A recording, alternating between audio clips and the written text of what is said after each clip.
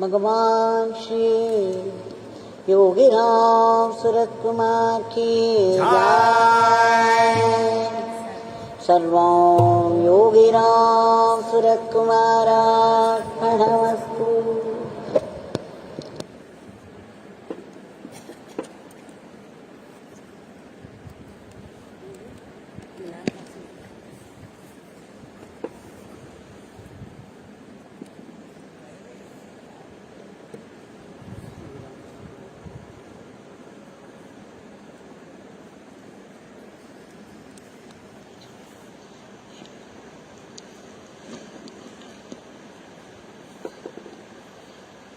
ಸಂಧ್ಯಾ ವೇಳೆ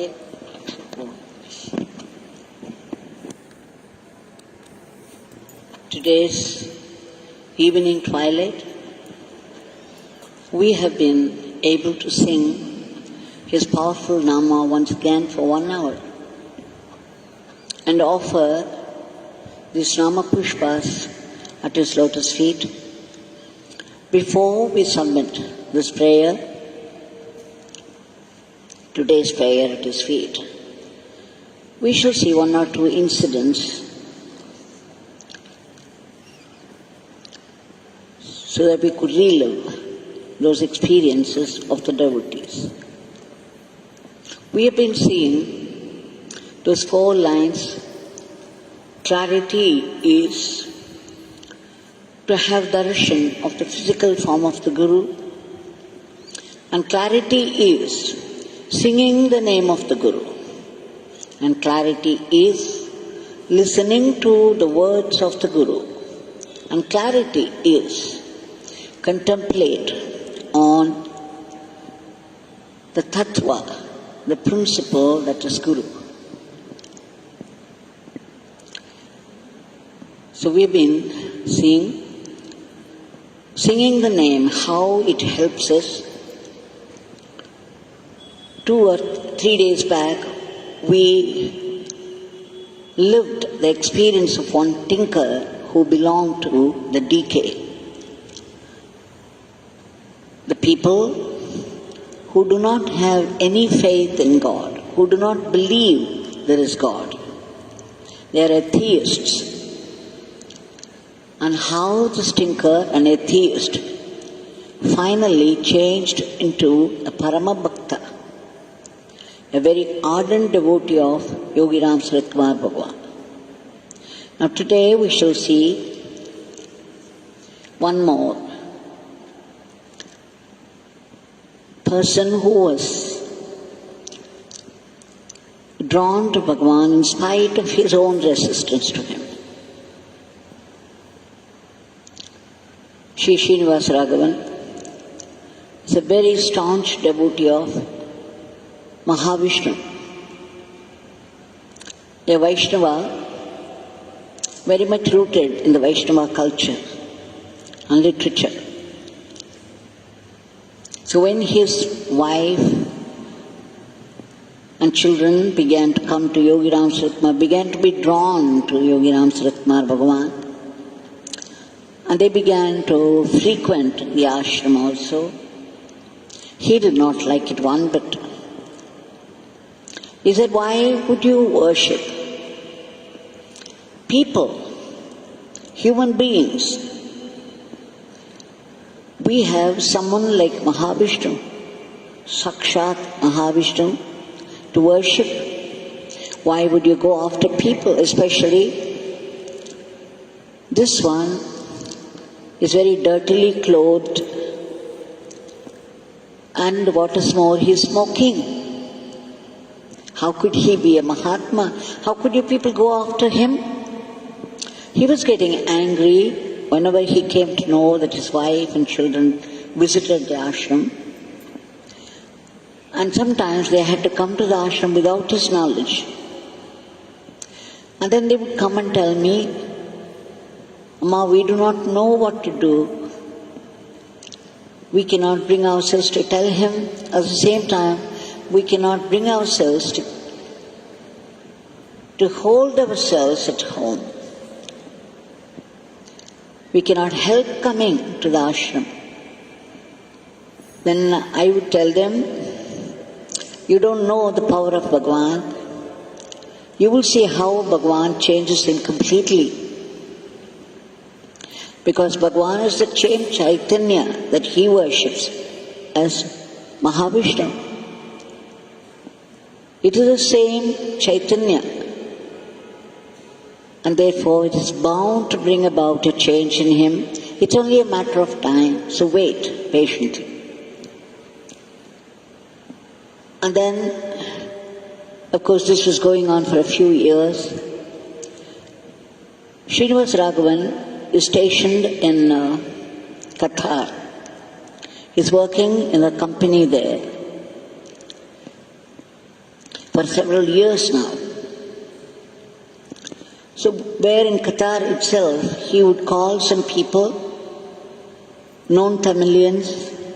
They would sing bhajans on Mahavishnu and songs from the Alvas, Divya Prabandham, the Vaishnava literature. But a situation came upon him at one point that he became very sick. He was there in Qatar, very sick and unable to do anything about it. He was admitted in the hospital and the doctors were very doubtful because he was in a critical condition. The doctors doubted if he would survive this condition at all. But then I gave instruction to keep a photograph of Bhagwan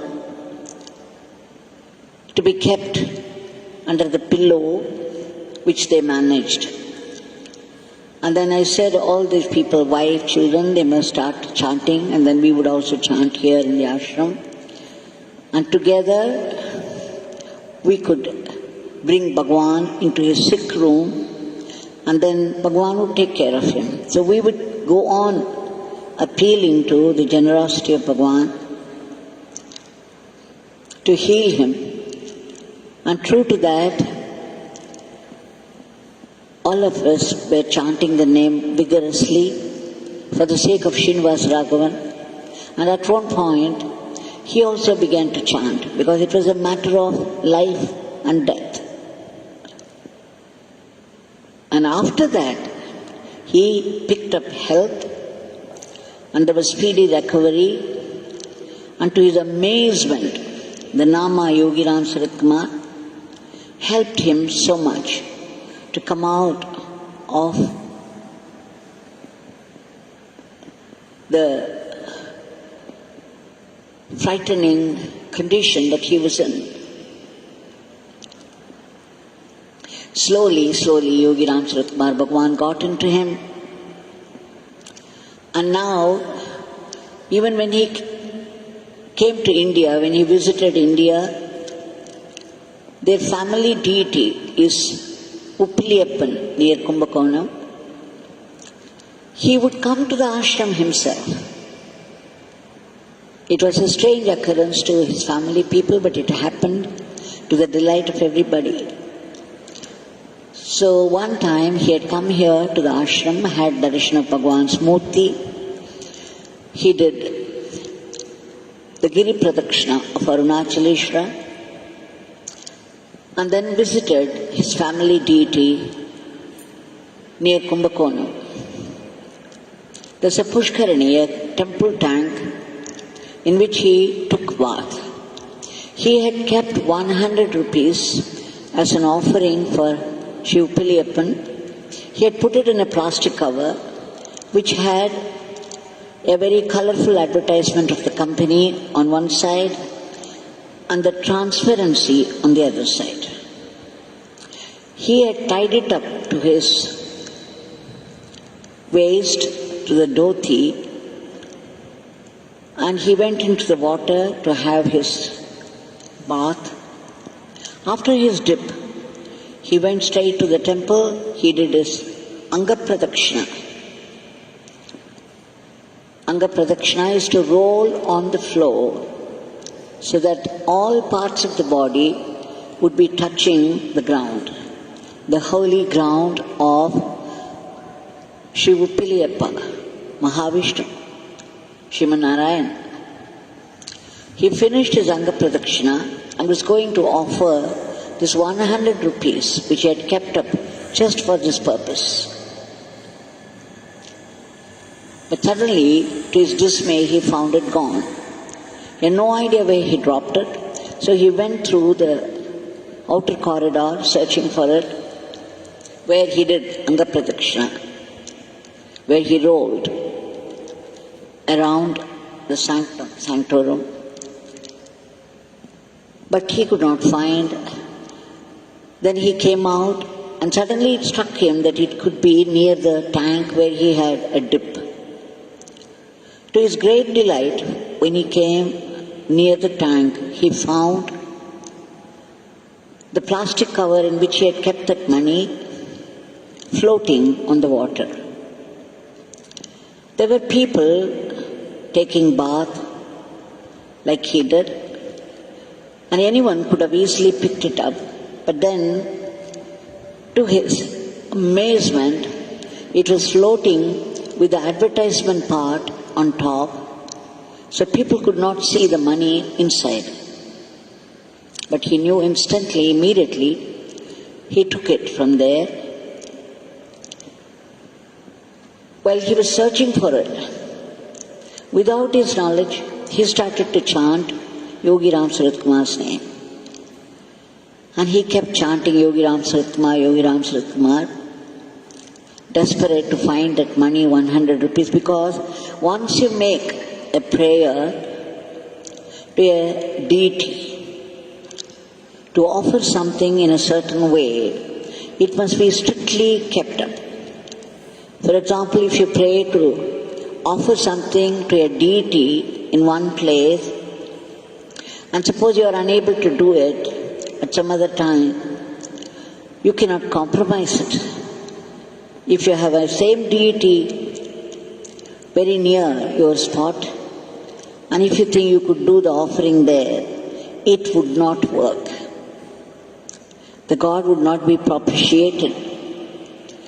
Any prayer, any prarthana that is made to a deity in a certain way, it must be fulfilled in the same way as we prayed. Any compromise will not be accepted by the divine. So he was very anxious to find the same money which he had kept for the purpose. And he got it. And suddenly this doubt came to him, because he was doing Anga Pradakshina to Narayan. And he was also calling out Yogi Ramsuratkumar's name, and he found this offering was gone. And when he desperately searched for it. So the doubt was whether it was Sriman Narayan who got it for him or Yogi Ramsuratkumar.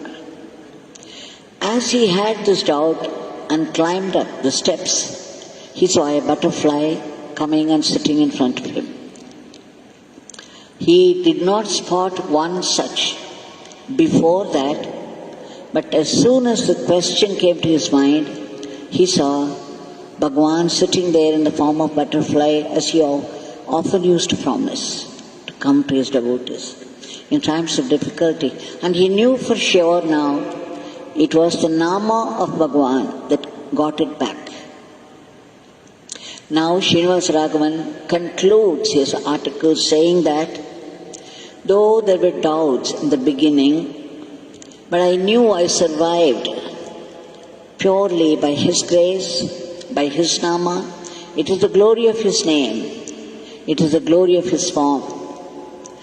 And now I have come to the level where I cannot separate my life from His name. He says, in every event of my life, every incident of my life, I'm able to feel his presence, his companionship, his rushing to help me when it is needed badly. So the staunch Vaishnavite who would not look at any other deity except Perumal became an ardent devotee of Yogi Ramsuratkumar, also knowing it is the same Chaitanya. It's not that one is more and the other is less. He found out it is the same Chaitanya in both that responded. We remember another incident, a naxalite who had escaped into the forests of Tiruvannamalai at that time during the World War or something. No, during the Chinese War. He had come and hidden himself in the forests of Tiruvannamalai mountain.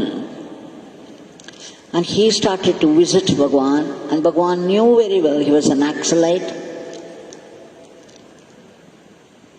And yet they became friends.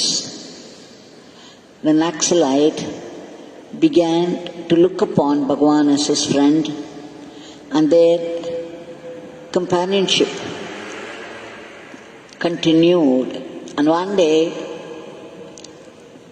when the naxalite devotee came in search of him, Bhagwan was there on the top step of the chariot mandap. And suddenly this naxalite had a vision. He saw Bhagwan filling up the whole space, standing so tall that his head was touching the sky and feet on the ground. What was more, the planets, the stars in the sky, Bhagwan held both his hands high and was playing with them. He was adjusting this and that. He was adjusting the positions of the planet. What a strange sight, what an amazing sight it was for him. He was completely lost in the vision of that. And he knew instantly who Yogi Ramsuratkumar was, who was only a friend to him until then. And he changed completely. Gave up everything that he was attached to, all the concepts, principles that drove him to this situation. He became an ardent devotee of Yogi Ramsuratkumar. There are ever so many incidents which I can go on narrating, one after the other, but there is no need.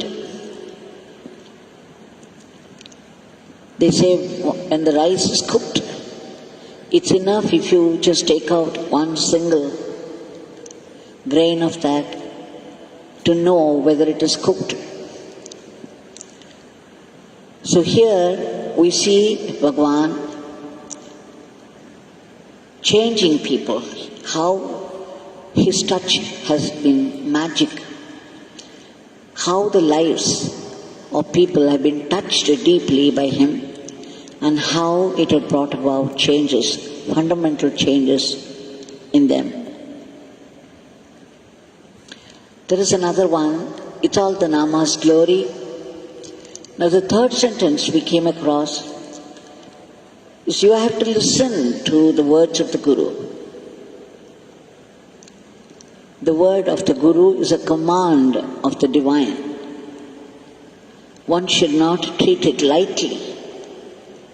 Srimati Meenakshi Mani of Tuticorin has described in one of her articles how the whole family used to come so eagerly for darshan of Bhagwan at Sannadi Street House.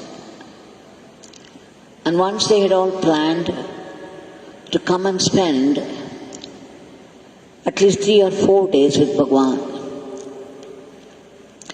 They were all very deep devotees of Bhagwan, and they had come from Sivakasi, I think. But after they landed, the first day they had spent some time with Bhagwan, suddenly her father changed his mind about staying on. So he began to tell Bhagwan that he wanted to leave. Bhagwan was trying to tell him to stay on at least for one more day.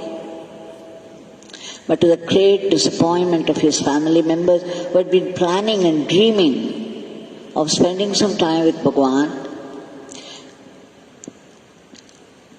Surendra, her father, would not agree with Bhagwan, would not listen to him, and insisted upon leaving. Then Bhagwan said, okay, you want to go? Okay, you can go. And then he made the whole family, all the family members, to stand in one line. He brought some water in his coconut shell and then sprinkled this water on everybody's head. Then he took his fan, the country fan he was carrying all the time. He started to walk up and down, up and down, up and down, blessing every one of them. At the end of which he said, okay, now you people can go. He said, stay at least for one more day. But her father would not listen to him, very adamant. But Bhagwan compromised. He said, okay, let me do something. For him the calculations must come out well.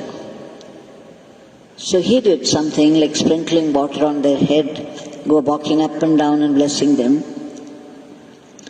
But as soon as the family started in their car, it began to rain heavily. It soon picked up more and more. And the rain was so heavy, the visibility was becoming less and less. And it was getting dark. After traveling for some time, despite the rain, the car pushed ahead. But at one point, late in the night, they heard a terrible sound. And then the car stopped. They understood something was happening to the car. The car had lost its control and it was moving towards something, and anything could happen to any one of them. They could die. They did not know, they could not see what was happening outside, only they heard this terrible noise. And then the car stopped. Slowly, in the meantime, the windscreen and the bonnet completely crushed. The windscreen went to 1,000 pieces. The engine also got crushed, and the oil from the engine, it splashed upon her brother who was seated in the front seat. Despite what happened to the bonnet and the windscreen, it's very, very strange, amazing that these people survived, and there was not even a scratch on any one of them. They wondered how it could possibly happen.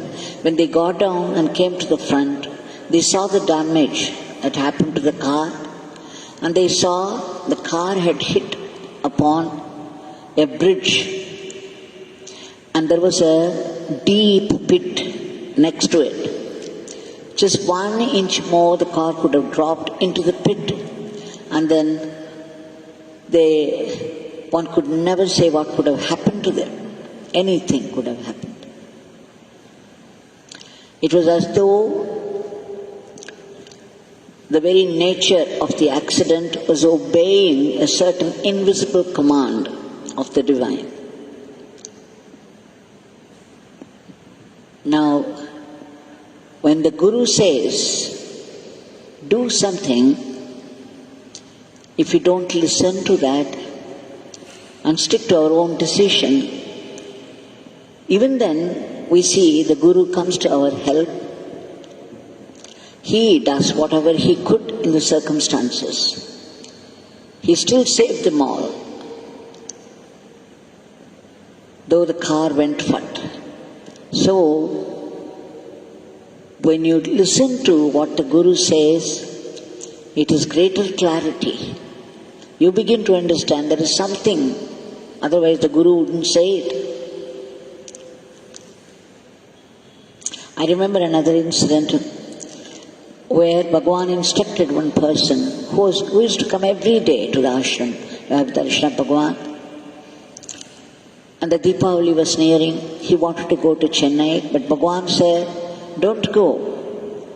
Stay put in Tiruvannamalai. This beggar doesn't want you to leave." But then it was Deepavali.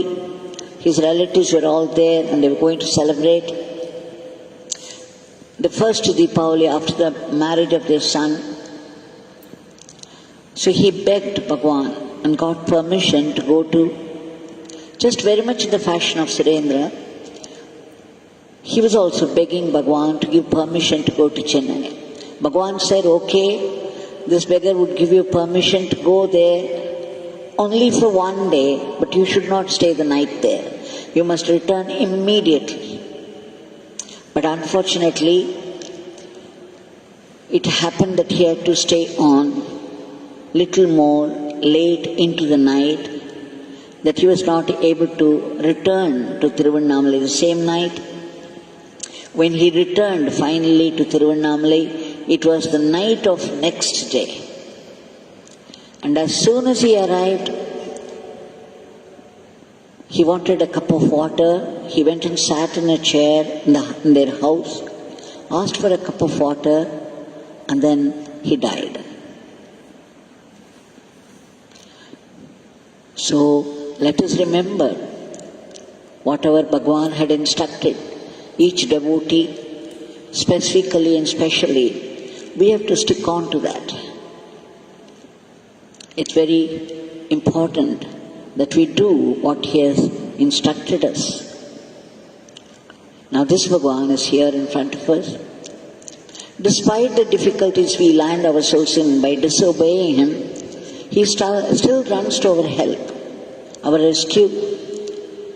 So we beg the compassionate Bhagwan to cast his glance of mercy upon the entire humanity, intervene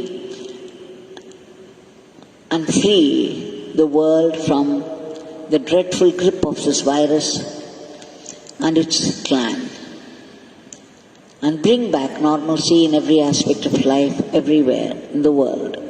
And Bhagwan, we beg you again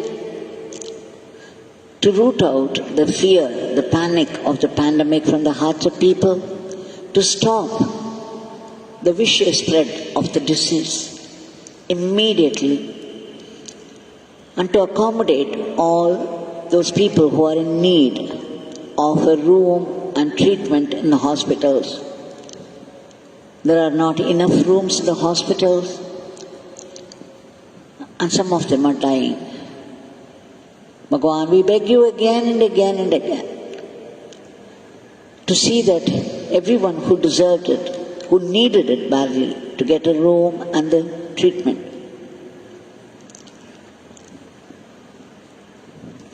Whatever is necessary for them, please bless them with that.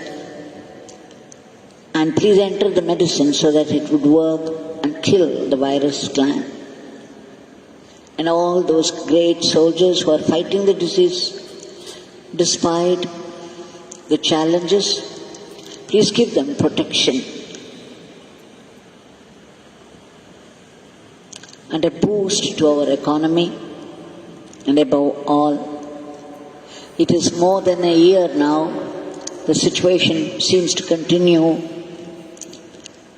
And though it was much, much less, that we had come to believe that it's gone, and suddenly the second wave started, which seems to be worse than the first one.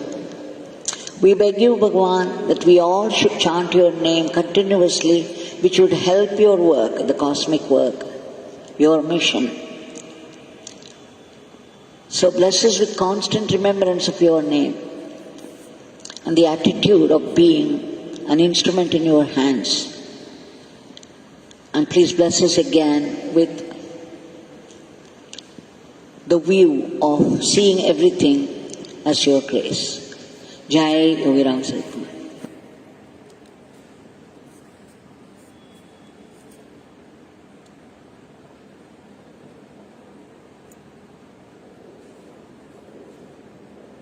Yogi Ramsuratkumar